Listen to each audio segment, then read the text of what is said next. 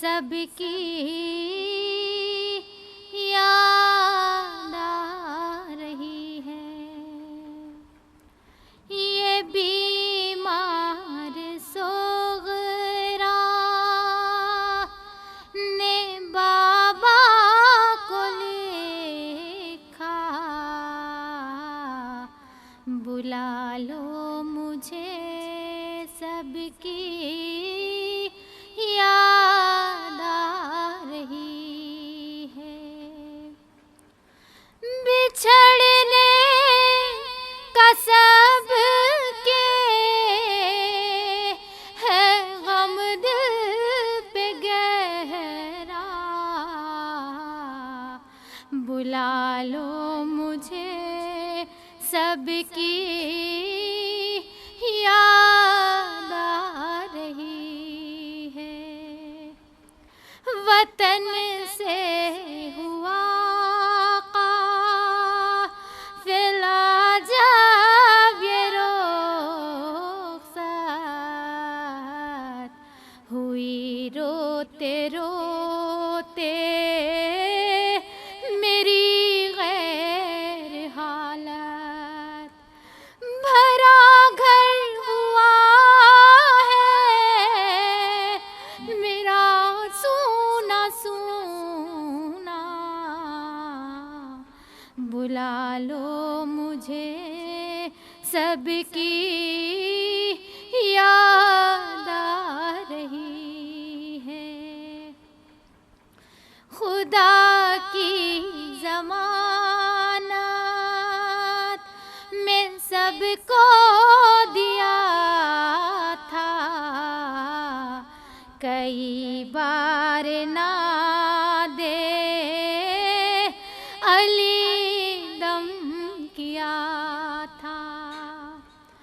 مگر کیا ہوا کوئی اب تک نہ آیا، بلا لو مجھے سب کی یاد آ رہی ہے، نہ سوچا جیوں گی میں کس کے سہارے، مجھے چھوڑ کر بلا سب سدھارے، رہے گا یہ گھر بھر سے شکوہ ہمیشہ، بلا لو مجھے سب کی یاد آ رہی ہے، جگہ میرے اموں کی ہے سونی سونی، شبیہ پیمبر کا حجرہ ہے خالی، ہے تاریک گھر کا میرے گوشہ گوشہ، بلا لو مجھے سب کی یاد آ رہی ہے، میری بے قراری کا محافظ خدا ہے، نمازوں میں میری یہی ایک دعا ہے، ہو واپس میرا خیریت سے گھر آنا، بلا لو مجھے سب کی یاد آ رہی ہے، ظفر اب نہیں ہے قلم میں وہ طاقت، جو لکھے میری شاہزادی کی حالت، عزادار روتے ہیں سن کے یہ نوحہ، بلا لو مجھے سب کی یاد آ رہی ہے، بچھڑنے کا سب کے ہے غم دل پہ گہرا، بلا لو مجھے سب کی یاد آ رہی ہے۔ سورہ مبارکہ فاتحہ۔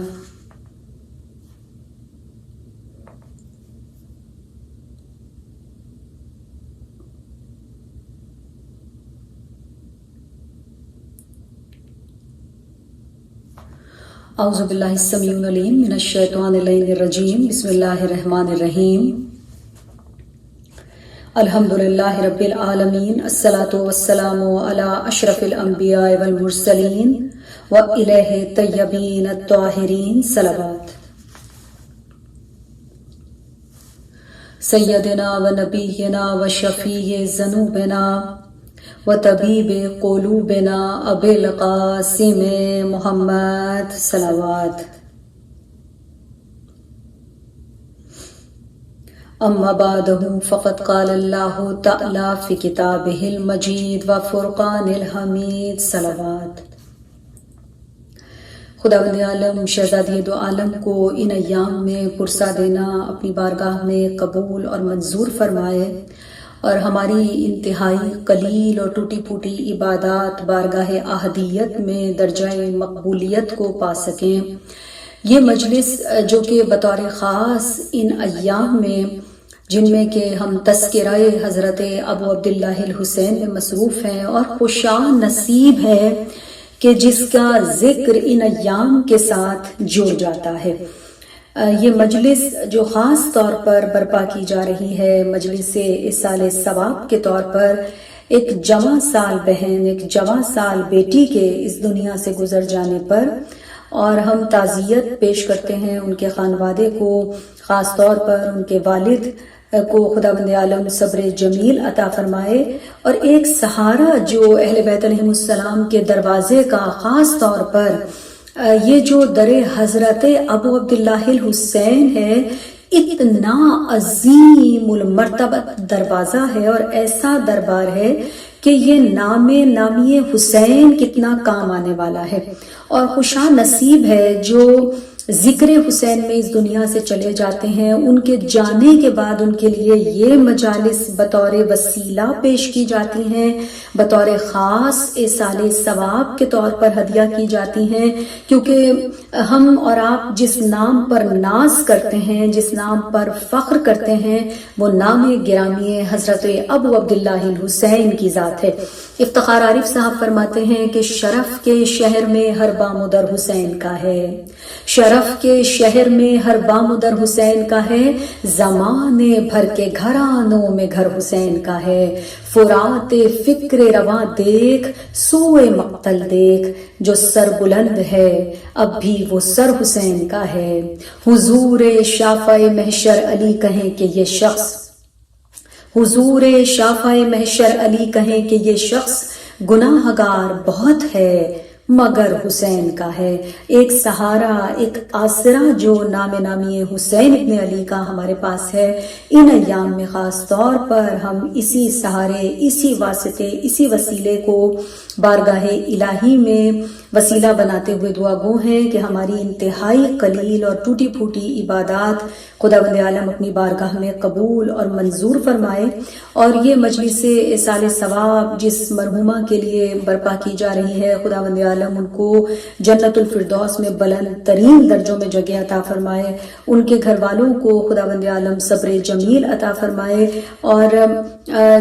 جس بچی کے ایصال ثواب کی مجلس ہے خدا کرے کہ ان کی قبر کو خداوند عالم اس مجلس ایصال ثواب اور جتنی مجالس ان کے لیے کی جا رہی ہیں ان کو وسیلہ بنا کر خداوند عالم ان کی قبر کو پھولوں سے، روشنیوں سے، خوشبوؤں سے منور اور معطر فرمائے، اس لیے کہ ہمارے لیے یہ سہارا بہت بہت عظیم سہارا ہے، بہت بلند سہارا ہے۔ نام گرامی حضرت ابو عبداللہ الحسین کہ مولائے غوث و قطب و قلندر ہے تو حسین، بخشش کا بے کنار سمندر ہے تو حسین، اے وجہ ذوالجلال فنا تجھ سے دور ہے، دل میں نہیں ہے روح کے اندر ہے تو حسین۔ یقیناً یہ مجالس ذریعہ ہیں، یہ وسیلہ ہیں بارگاہ احدیت میں ہمارے اعمال کی مقبولیت کے لیے اور ہمارے مرحومین کی ارواح کو شاد کرنے کے لیے، ان کی قبروں کو روشن منور معطر کرنے کے لیے۔ خدا کرے کہ مرحومہ کی قبر کو خداوند عالم پھولوں سے، روشنیوں سے، خوشبوؤں سے منور اور معطر فرمائے، ان کے گناہان کبیرہ اور صغیرہ کو معاف کر کے ان کو جنت الفردوس میں بلند ترین درجوں میں جگہ عطا فرمائے۔ ایک سورہ مبارکہ فاتحہ اور 3 مرتبہ قل کی آپ سے درخواست ہے کلثوم زہرا زیدی بنت اختر عباس زیدی کے لیے۔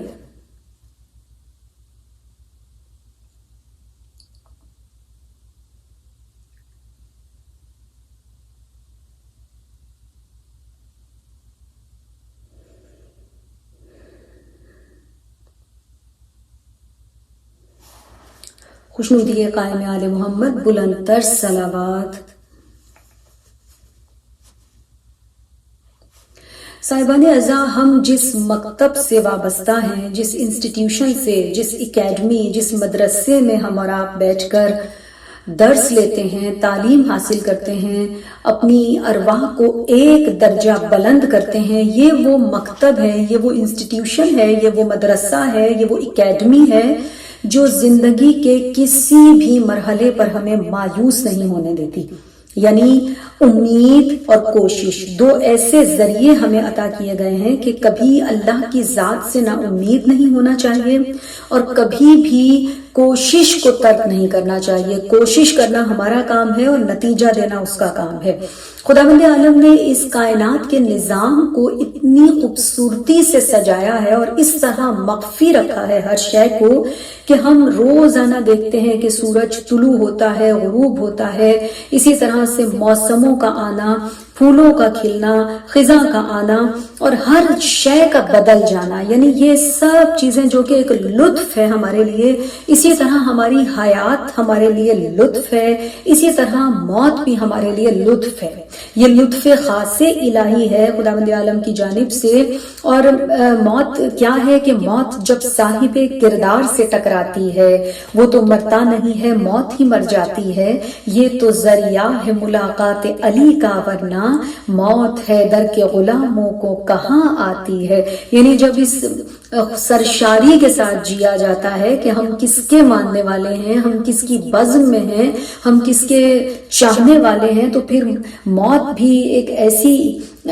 تمنا بن جاتی ہے جس میں کشاں کشاں کھینچ کھینچ کر نہیں بلکہ خوشی سے ہم رواں ہوتے ہیں، خوشی سے ہم جانا چاہ رہے ہوتے ہیں۔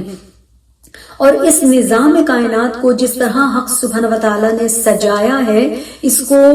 مخفی رکھا ہے، اسی طرح سے ایک وجود ہے جس کو ہمارے لیے برکت بنایا ہے، جس کو پردہ غیب میں رکھ کر اس وجود کو، وہ وجود مخفی ہے یعنی پردہ غیب میں ہے وجود حضرت حجت خدا، لیکن ہمارے لیے کتنی بڑی سعادت، کتنی بڑی برکت، کتنی بڑی نعمت ان کا وجود ہے۔ اور اس وجود سے فائدہ حاصل کرتے ہوئے ہم اپنے آپ کو ایک درجہ بلند کریں، اپنے آپ کو ایک درجہ امید دے سکیں کہ کسی بھی مرحلے پر زندگی کے ہم مایوس نہ ہونے پائیں، ناکام و نامراد نہ ہونے پائیں۔ کبھی اپنی زندگی میں انسان اللہ سبحانہ و تعالیٰ کی ذات سے مایوس نہ ہونے پائے۔ یہ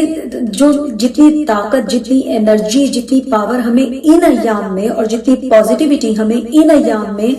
تصدق مجالس حضرت ابو عبداللہ الحسین ملتی ہیں، وہ درس یہی ہے کہ ہم اس کائنات کے نظام کو دیکھتے ہوئے ایک درجہ سوچیں اور عمل کی جانب قدم بڑھائیں کہ جس طرح خزاں آ رہی ہے اور خزاں میں پتے گر رہے ہیں، لیکن یہ اس بات کی دعوت دے رہے ہیں، ہمیں امید دلا رہے ہیں کہ اس خزاں کے بعد بہار آنے والی ہے۔ ہر گرتا ہوا پتا صرف پتا نہیں ہوتا، بلکہ وہ ایک دعوت دے رہا ہوتا ہے کہ یہیں سے آغاز بہار ہونے والا ہے، ایک ایسا وقت آنے والا ہے۔ اور اسی طرح ہم انتظار کر رہے ہیں اس روشن جمعے کی صبح کا کہ جس میں ہمارا وہ وجود بابرکت جو کہ ہمیں پردہ غیب میں رہتے ہوئے بھی فیضان پہنچا رہا ہے، اس وجود کی برکتوں سے، اس کی کرنوں سے، اس کی روشنی سے ہم اپنے آپ کو ایک درجہ اور اجالیں اور اپنے آپ کو کبھی مایوس نہ کریں، اپنے آپ کو کبھی ناکام نہ کریں، بلکہ اس فرش عزا سے ہم وہ طاقت و توانائی لیں۔ حضرت موسیٰ کے بہت سارے عظیم واقعات جو ہمیں درس ہدایت ان مجالس کے ذریعے سے سننے کو ملتے ہیں، پڑھنے کو ملتے ہیں، جو ہمیں درس دیتے ہیں۔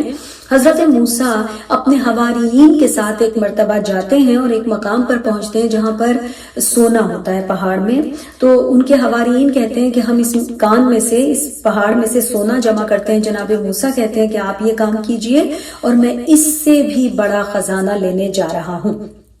جناب موسیٰ وہاں سے چلتے ہیں اور آپ ایک مقام پر دیکھتے ہیں کہ ایک جھونپڑی کے باہر ایک نوجوان اداس بیٹھا ہوا ہے، پریشان بیٹھا ہوا ہے، ناکام و نامراد بیٹھا ہوا ہے۔ حضرت موسیٰ اس سے پوچھتے ہیں کہ تم اتنے آزردہ کیوں ہو، اتنے پریشان کیوں ہو، اتنے مایوس و ناکام کیوں ہو؟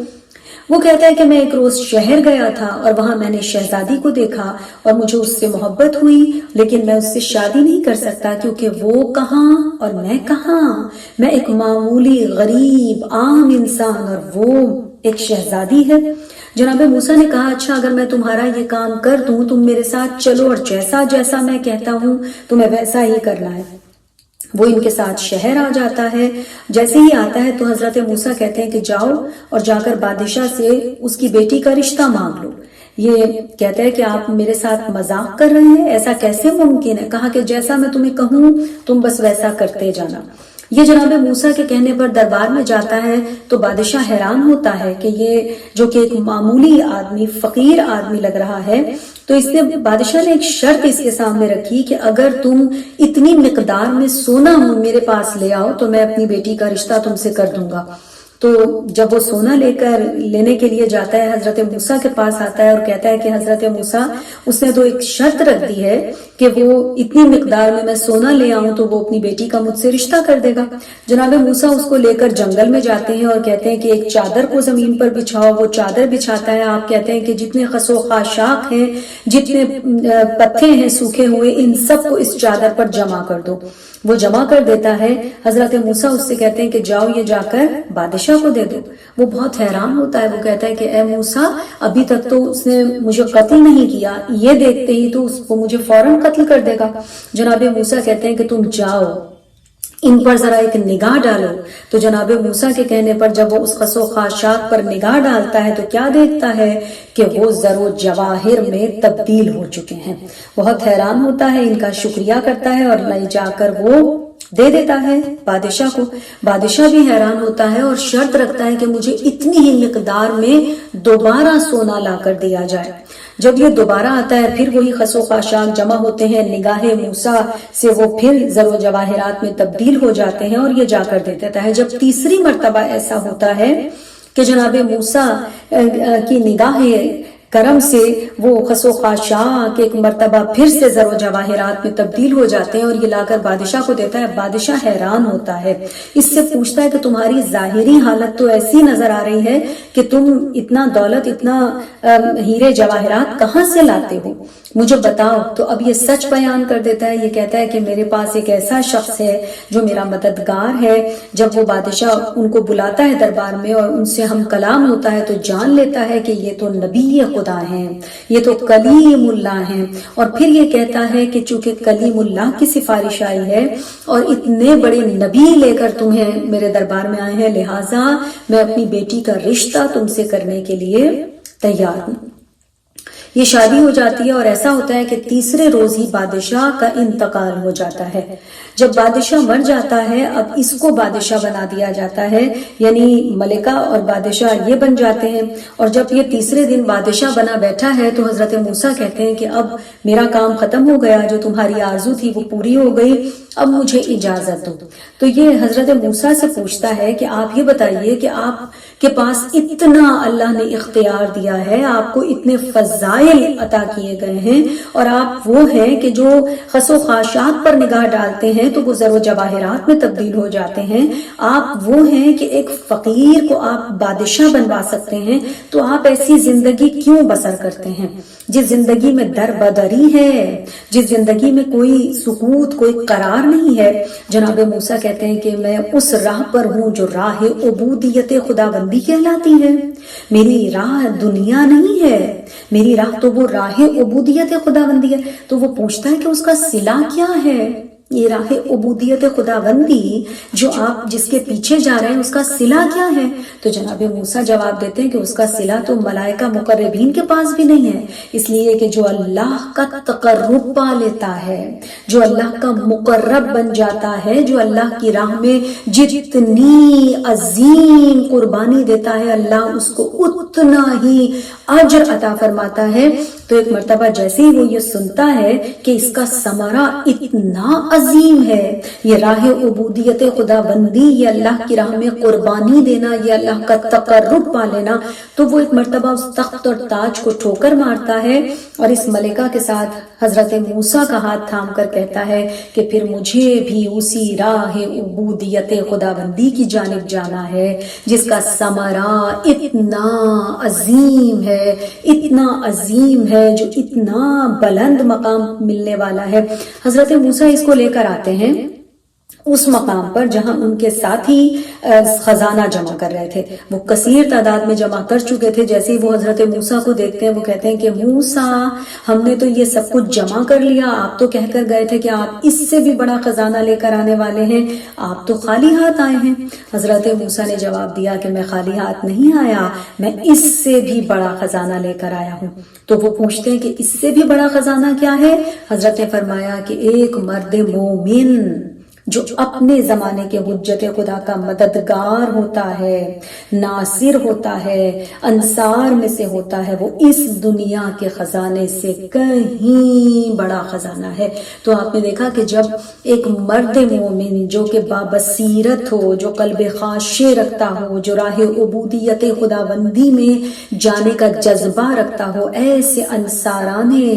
حسین ابن علی تھے اور ایسے ہی انصاران حضرت حجت خدا ہونے والے ہیں. لہٰذا انسان کو کیسا ہونا چاہیے کہ اپنے آپ کو لمحہ لمحہ بابصیرت بنائے. مومن فقط سمندر کو دیکھ کر یہ نہیں سوچتا کہ کتنا سارا پانی، بلکہ اس کے اوپر غور کرتا ہے، تفکر کرتا ہے، تدبر کرتا ہے، سوچ رکھتا ہے کہ خداوند متعال تو نے اس میں کتنے بہترین خزانے چھپائے ہیں اور کیا کیا کارنامے ہیں جو اس کائنات میں نظر آ رہے ہیں. ایک مرد مومن، ایک بابصیرت مومن کون ہوتا ہے؟ جو فقط دنیا میں دل نہیں لگاتا بلکہ دنیا سے آخرت تک کے سفر کے لیے اپنے آپ کو تیار کرتا ہے. اور پھر خاص طور پر جو ہم اور آپ جو اس مکتب اہل بیت علیہ السلام سے تعلق رکھتے ہیں، جن کی نظر میں دنیا بہت ہی بے حیثیت، بے وقت ہوتی ہے، اور خاص طور پر جب یہ مجالس جو کہ مجالس ایصال ثواب ہوتی ہیں جس میں ہمیں موت کا شوق، موت کا لطف یاد دلایا جاتا ہے، یہ کیف، یہ سرور کسی کو حاصل ہو جائے کہ وہ عشق علی ابن ابی طالب سے سرشار اس دنیا سے جائے تو کتنا لطف محسوس ہوتا ہے اس موت کا. اور جب ہم یہ کہہ سکیں کہ علی جو قبر میں آئے ہوئے ہیں چین سے ہوں، یہ دل ہے رقص میں خوشبو کی ڈالیوں کی طرح، فرشتے بہرے زیارت ادب سے بیٹھے ہیں کسی سخی کے مؤدب سوالیوں کی طرح. اس لیے کہ جب علی آ جاتے ہیں تو انسان کو سکون اور چین ہو جاتا ہے، اور ہمیں یہ پورا یقین ہے کہ قبر میں امیر المؤمنین کی زیارت نصیب ہونے والی ہے، وقت نزاع زیارت نصیب ہونے والی ہے. تو جب ان زیارات کے ساتھ چونکہ کیونکہ ایک مومن ایک مومنہ کا ارمان یہی ہوتا ہے نا کہ ہمیں زیارت حضرت ابو عبداللہ الحسین نصیب ہو جائے، ہمیں زیارت امیر المؤمنین نصیب ہو جائے. یہ زیارت اسی طرح سے نصیب ہوتی ہے. اور جب ہم حضرت موسیٰ کی حیات کو دیکھتے ہیں، حضرت موسیٰ کے پاس دو لوگ آئے اور انہوں نے ایک جھگڑا کر رہے تھے ایک زمین پر. تو حضرت موسیٰ سے ایک کہہ رہا تھا کہ وہ زمین میری ہے، ایک کہہ رہا تھا وہ میری ہے. تو حضرت موسیٰ نے کہا کہ مجھے اس مقام پر لے چلو جس پر کے لیے جھگڑا ہو رہا ہے. جب اس مقام پر آئے، حضرت نے اس زمین سے سوال کیا کہ بتا کہ تو کس کی ہے. تو اس نے مسکرا کر کہا، وہ قدرت خداوندی سے گویا ہوئی کہ موسیٰ میں ان دونوں میں سے کسی کی بھی نہیں ہوں، یہ میری آغوش میں سمانے والے ہیں، یہ مجھ میں آنے والے ہیں، میں ان کی نہیں ہوں. جب حضرت موسیٰ سے ان کے حواریین نے کہا تھا کہ آپ بھی فرعون کے مقابل ایک عظیم المرتبت محل تعمیر کر دیجئے، تو حضرت موسیٰ نے جواب دیا تھا کہ ضرور بناؤ، لیکن میرا محل پانی پر بنانا. تو انہوں نے پوچھا کہ پانی پر کیسے بنائیں، پانی پر کیوں بنائیں؟ کہا اس لیے کہ دنیا تو فنا ہونے والی ہے، دنیا کی ہر شے مٹ جانے والی ہے، دنیا کسی کے لیے باقی رہنے والی نہیں ہے. اور یقیناً جب ہم تذکرہ کرتے ہیں موت کا اور تذکرہ کرتے ہیں اس تیاری کا جس میں ہمیں اور آپ کو جس مراحل سے گزرنا ہے، اگر آج کسی ایک کے اصالے ثواب کی مجلس ہے تو یقیناً یہ درس ہمارے لیے ہے کہ ہماری بھی مجالس ہونے والی ہیں، ہمیں بھی کسی نہ کسی مرحلے سے گزر کر، اور خدا کرے کہ یہ جو اہل بیت علیہ السلام کا دربار ہے یہ کتنی بڑی طاقت و قوت دیتا ہے کہ ہمیں منسلک رکھا ہے اس دروازے سے جہاں ہم پر امید رہتے ہیں. ہمارے مرحومین سے ہمارا رشتہ ٹوٹنے نہیں پاتا. آپ نے غور کیا کہ ہمارے مرحومین کے لیے ایک شب جمعہ کو رکھا گیا ہے کہ کتنا خوبصورت دن ہے جس میں تمہیں اپنی موت کو بھی یاد کرنا ہے، اپنے زمانے کے امام کو بھی یاد کرنا ہے، اور مرحومین سے ایک کنیکشن، ایک رابطہ، ایک واسطہ جوڑ دیا گیا ہے کہ دیکھو کبھی مایوس نہ ہونا، کبھی ناکام و نامراد نہ ہونا. وہ ہم منتظر رہتے ہیں کہ ہم ان کے لیے کچھ بھیج سکیں، اور کوئی ایسا تحفہ، کوئی ایسا ہدیہ جو واقعاً ان کے اس طرح سے کام آ سکے کہ جو ان کے آگے کے ان مراحل کو آسان سے تر کر سکے. جب پیغمبر کی بز میں آ کر کسی نے کہا کہ یا رسول اللہ قبر کی پہلی رات کو سب سے بہترین عمل کیا انجام دیا جائے کہ ہمارے مرحومین کے وہ کام آ سکے، تو حضرت نے فرمایا صدقہ جو شیلڈ ہے، جو بطور خاص ایک رد بلا ہے، صدقہ جو بے پناہ حفاظت کرنے والا ہے، جو بے پناہ صاحبان کی مانند ہمیں تسلی و دلاسا دینے والا ہے. تو کسی شخص نے آ کر کہا کہ آقا یہ تو امیروں کا فائدہ ہوا نا، جن کے پاس دولت ہے وہی صدقہ دے سکتے ہیں زیادہ سے زیادہ اپنے مرحومین کی قبر کی پہلی رات میں، تو جن کے پاس وہ تو دنیا میں بھی فائدے میں رہے اور آخرت میں بھی، اور جن کے پاس ہمارے پاس نہیں ہے تو ہم کیا کریں، ہمارے لیے کوئی ایسی چیز ہے. تو حضرت نے فرمایا گھبرانے کی کوئی ضرورت نہیں. اللہ سبحانہ وتعالی جو کہ ارحم الراحمین ہے، جو کریم المتکرم ہے، جو اکرم الاکرمین ہے، اپنے بندوں کو کبھی بھی مایوس نہیں ہونے دیتا. اور ایک ایسا واسطہ، ایک ایسا ذریعہ اس نے ہمارے لیے رکھا ہے کہ وہ 2 رکعت نماز، کتنی خوبصورت ہے یہ نماز کہ 2 رکعت نماز اگر کوئی پڑھ لیتا ہے اور اپنے مرحومین کو ہدیہ کرتا ہے بطور خاص. اور چونکہ مغفرت اولاد کی بھی نماز ہوتی ہے کہ اگر اولاد سامنے چلی گئی ہے تو ایک تحفہ ہے جو ان کو بھیجا جا سکتا ہے. اور نماز کتنی عظیم المرتبت ہے کہ نماز وہ ہے جو فاقوں میں مصطفیٰ نے پڑھی، جگہ کہ اپنے ہی قاتل کو مرتضیٰ نے پڑھی، جو چکیوں کی مشقت میں فاطمہ نے پڑھی، اور گلے لگا کے زہر کو جو مجتبیٰ نے پڑھی، جو چاہتا ہے کہ عظمت نماز کی دیکھے میرے حسین کا وہ سجدہ آخری دیکھے. یعنی جب نماز کتنی عظیم ہے، حسین کہہ رہے ہیں کہ دیکھو نماز کتنی عظیم المرتبت عبادت ہے، وہ سجدہ کتنا عظیم المرتبت ہے. جو حسین کو پسند ہو تو وہ کیوں کر، اگر کوئی بارگاہ الہی میں خلوص سے دل کے ساتھ سجدہ گزار ہو جائے تو کیسے ممکن ہے کہ وہ سجدہ اس کو فائدہ نہ دے گا، وہ نماز اس کو فائدہ نہیں دے گی۔ آیت اللہ محسن قراتی کا نام آپ نے سنا ہوگا، مفسر قرآن کے طور پر جانے جاتے ہیں۔ ان کے پاس ایک نوجوان آیا اور اس نے کہا کہ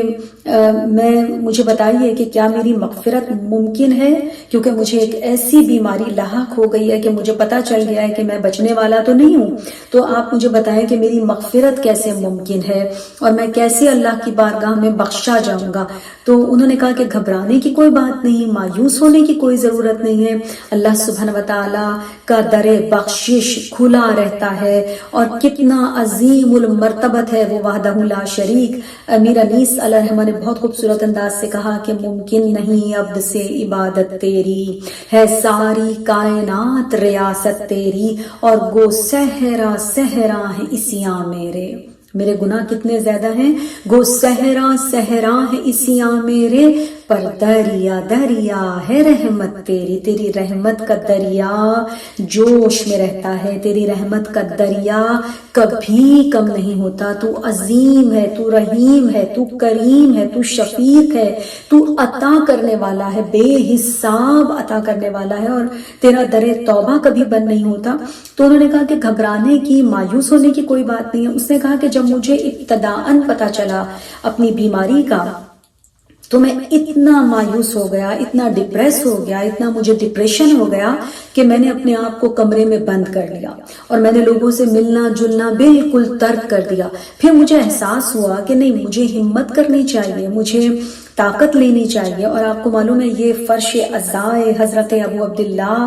جو قدم قدم پر ہمیں اس کووڈ کے زمانے میں تو خاص طور پر ہمیں پازیٹیوٹی دے رہی ہے، کس قدر طاقت دے رہی ہے، کس قدر پازیٹیوٹی دے رہی ہے کہ ہم لوگ دور دور سے بھی ان مجالس میں ایک دوسرے کے ساتھ شامل ہو رہے ہیں۔ یہ کتنی بڑی سعادت ہے، یہ کتنی بڑی عبادت ہے کہ آپ اور ہم الگ الگ مقامات پر ہوں، مگر ہمارا تذکرہ جو کہ ایک تذکرہ ہے، تذکرہ ذات گرامی ہے ابو عبداللہ الحسین، جو کہ ان ایام میں پوری شان و شوکت کے ساتھ جاری و ساری ہے کہ تعریف کروں کیا تیری احمد کے نواسے، نسبت ہے تیری ذات کو محبوب خدا سے، تو وہ ہے کہ ثانی نہیں جس کا دو جہاں میں، پہنچی ہے خبر ہم کو یہ شاہد و سرا سے، اور حسرت تھی رسولان گرامی کو بھی جس کی ہے مرتبہ تجھ کو وہ ملا ذات خدا سے۔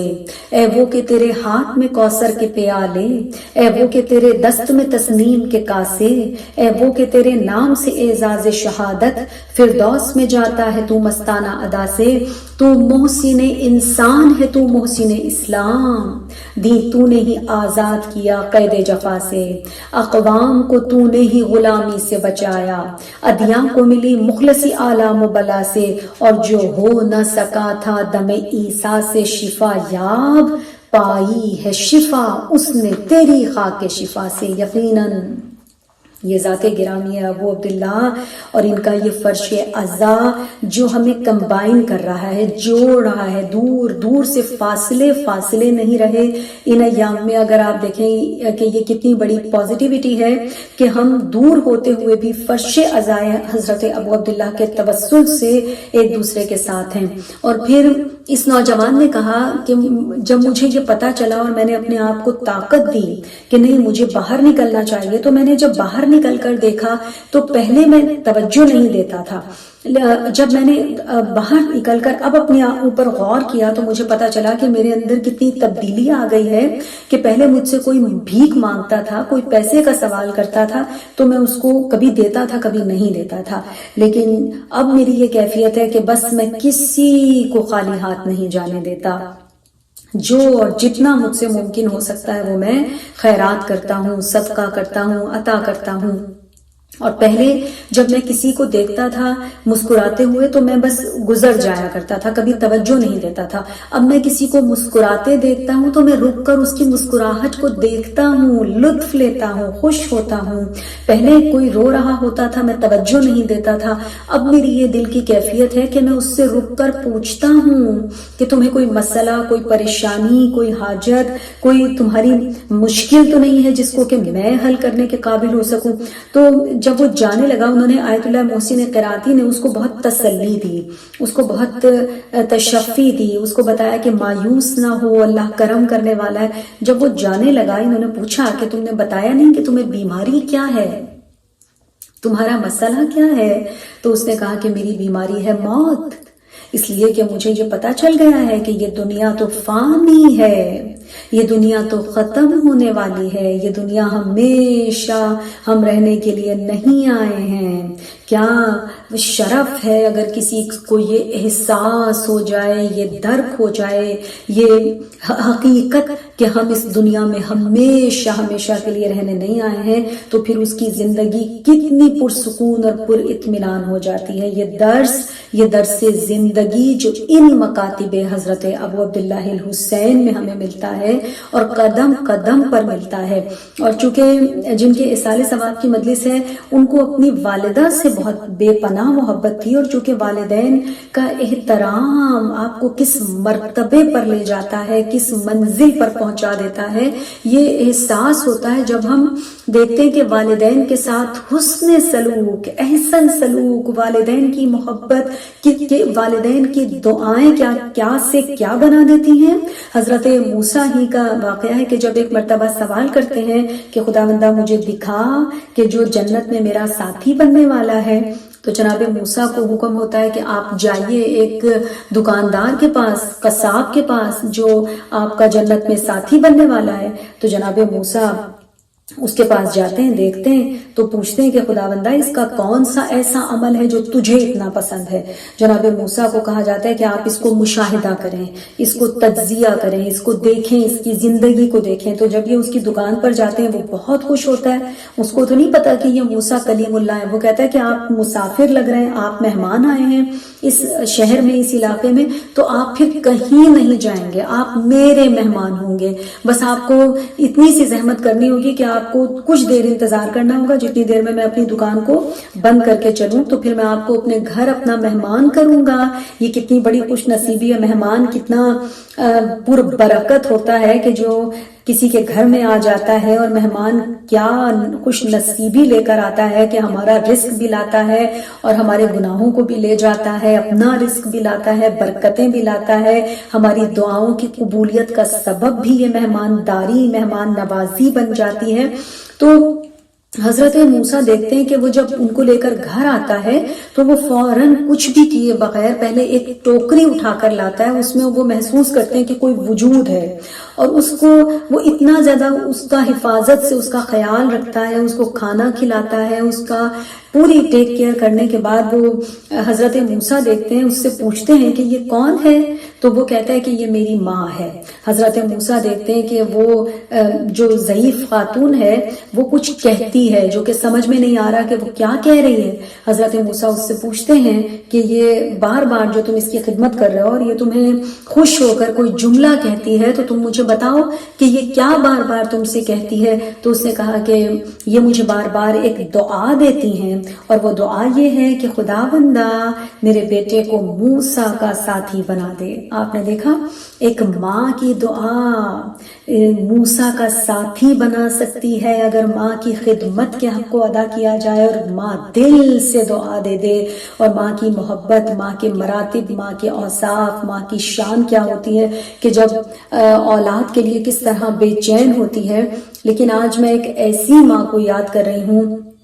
جو ام الحسن والحسین ہے، جو سیدۃ النساء العالمین ہیں، اور جن کی بیٹی کے مصائب اس شدت سے آج ان ایام میں اور آپ پڑھ بھی رہے ہیں، سن بھی رہے ہیں۔ لیکن اس شہزادی جس کی کہ کل عمر 18 برس ہے، لیکن کیا شدت ہے مصائب کی کہ شہزادی 18 برس کی عمر میں ضعیفہ لگتی تھی۔ کائنات میں دو ہی ہیں جنہوں نے جوانی میں ضعیفی کو دیکھا ہے، ایک فاطمہ زہرا کی ذات ہے اور ایک میرا اور آپ کا چوتھا امام ہے۔ جب کوئی پوچھتا تھا تو شہزادی کہتی تھی کہ میرے بابا کی جدائی نے مجھے ضعیفی دکھا دی ہے، امت کے مظالم، امت کے ستم سے مجھ پر ضعیفی آ گئی ہے۔ لیکن جب کوئی سید سجاد سے پوچھتا تھا نا کہ آقا یہ جوانی میں ضعیفی کیسی، تو حضرت بس ایک جملہ کہتے تھے، الشام الشام الشام۔ یہ شام کے مصائب جو آقا کی ضعیفی کا سبب بن گئے،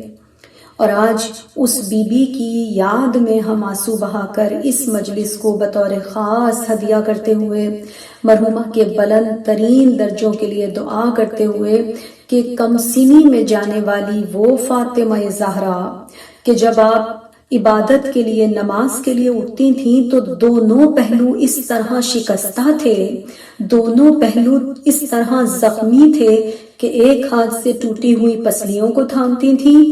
ایک ہاتھ سے دیوار کا سہارا لیتی تھی،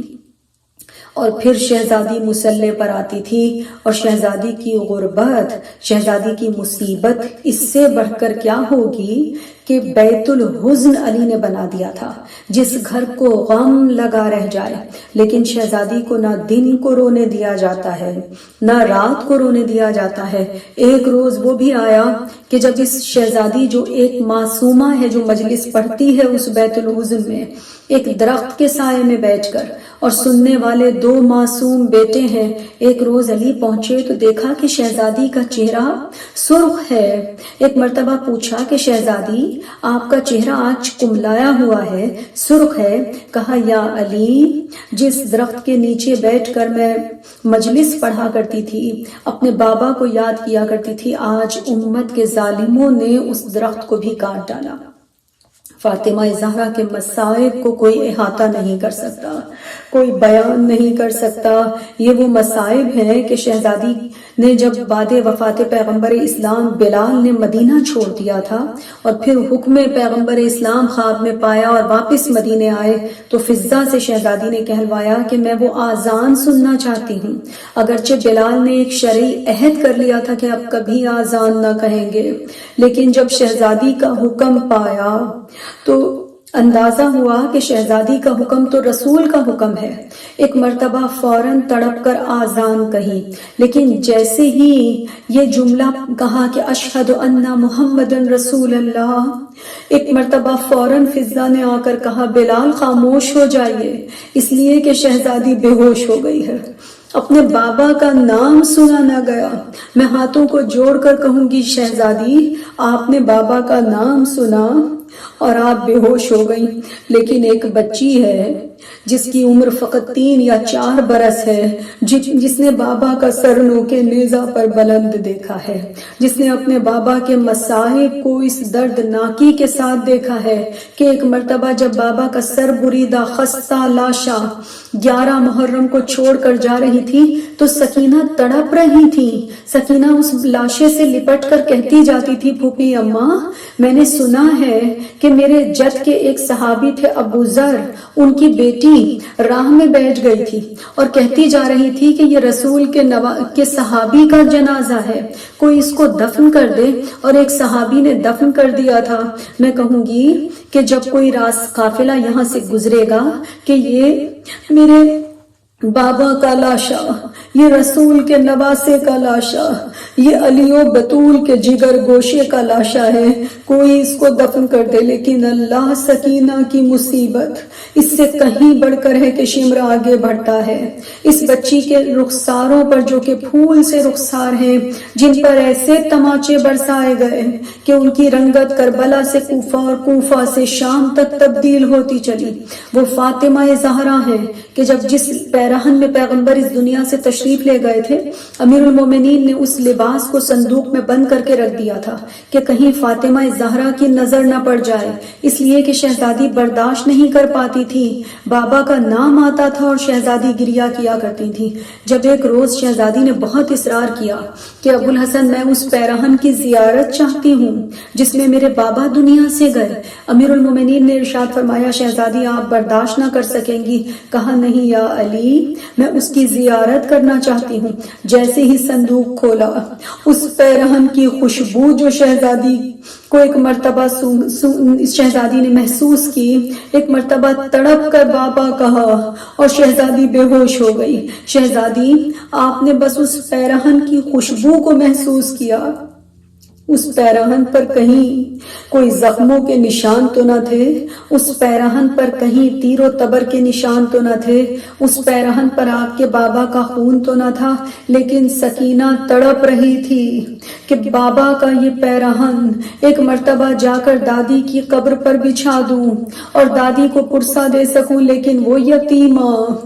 وہ مظلومہ جو جس کو رہائی کا ارمان تھا، قید خانے میں گھٹ گھٹ کر اس دنیا سے چلی گئی۔ وَسَيَعْلَمُ الَّذِينَ ظَلَمُوا أَيَّ مُنقَلِبٍ يَنقَلِبُونَ۔ خداوند عالمین بہتے ہوئے آنسوؤں کا واسطہ تیری بارگاہ میں دیتے ہیں، ہماری انتہائی قلیل اور ٹوٹی پھوٹی عبادت اپنی بارگاہ میں قبول فرما۔ جو مومنین و مومنات یہاں موجود ہیں خداوند عالم ان سب کی دلی حاجات پر شرف قبولیت کی مہر لگائے۔ جس جمع سال بیٹی بہن کے ایصال ثواب کے لیے یہ مجلس منعقد کی گئی ہے، خداوند عالم ان کی قبر کو پھولوں سے، روشنیوں سے، خوشبوؤں سے منور اور معطر فرمائے، ان کے گناہان کبیرہ اور صغیرہ کو معاف کر کے ان کو جنت الفردوس میں بلند ترین درجوں میں جگہ عطا فرمائے، ان کے گھر والوں کو خداوند عالم صبر جمیل عطا فرمائے، ہمارے اعمال کو اس قابل بنا دے کہ حضرت کا ظہور ممکن ہو، ان کے والدین کے صدقے سے ان کے لشکر میں شامل ہونے کا شرف حاصل ہو۔ ایک سورہ مبارکہ فاتحہ اور 3 مرتبہ قل کی درخواست ہے کلثوم زہرا زیدی بنت اختر عباس زیدی کے لیے۔ جینا صغرا کا ہے دشوار، بلا لو بابا کیسے تنہا رہے بیمار، بلا لو بابا جینا صغرا کا ہے دشوار، بلا لو بابا کون سے موڑ پہ لایا ہے مقدر مجھ کو، کون سے موڑ پہ لایا ہے مقدر مجھ کو، میں ہوں بے معنی سو غم خوار، بلا لو بابا جینا صغرا کا ہے دشوار، بلا لو بابا نوجوان بھائی کی شادی میں رچا پاؤں گی، نوجوان بھائی کی شادی میں رچا پاؤں گی، ایسے لگتے نہیں آثار، بلا لو بابا جینا صغرا کا ہے دشوار، بلا لو بابا کس طرح بھرتا ہے کاریاں میرا صغر، کس طرح بھرتا ہے کاریاں میرا صغر، کم سے کم دیکھ لوں ایک بار، بلا لو بابا جینا صغرا کا ہے دشوار، بلا لو بابا جانے کیوں اجنبی لگتا ہے میرا گھر مجھ کو، جانے کیوں اجنبی لگتا ہے میرا گھر مجھ کو، کاٹتے ہیں در و دیوار، بلا لو بابا جینا صغرا کا ہے دشوار، بلا لو بابا مجھ کو معلوم ہے کنبہ بڑی تکلیف میں ہے، مجھ کو معلوم ہے کنبہ بڑی تکلیف میں ہے، میں بھی سہ لوں گی ہر آزار، بلا لو بابا جینا صغرا کا ہے دشوار، بلا لو بابا جانے کس وقت مجھے موت کی ہچکی آئے جانے کس وقت مجھے موت کی ہچکی آئے کر لوں میں آخری دیدار بلا لو بابا جینا صغرا کا ہے دشوار بلا لو بابا پورے کنبے میں سکینہ ہے پیاری سب کو پورے کنبے میں سکینہ ہے پیاری سب کو کون ہے میرا طرفدار بلا لو بابا جینا صغرا کا ہے دشوار بلا لو بابا بڑی حسرت ہے کہ بھیا کی بلائیں لے لوں بڑی حسرت ہے کہ بھیا کی بلائیں لے لوں اور اصغر